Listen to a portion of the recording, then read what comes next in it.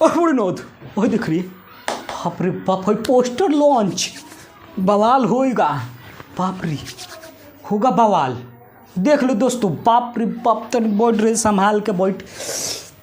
तो दोस्तों अभी पोस्टर को लॉन्च किया गया अन्नपूर्णा फिल्म से। और दोस्तों ये पोस्टर बहुत ही गजब का होने वाला है, क्योंकि अब थोड़ी देर में टीजर भी आ जाएगा और गाना भी मिलेगा।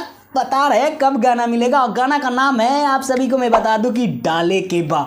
और ये हिट मशीन का गाना, और साथ साथ में आप सभी को तो पता ही है कि 4 साल बाद नजर आने वाली है अपनी खेसारी भैया का जोड़ी, वही पुराना वाला काजल रघवानी।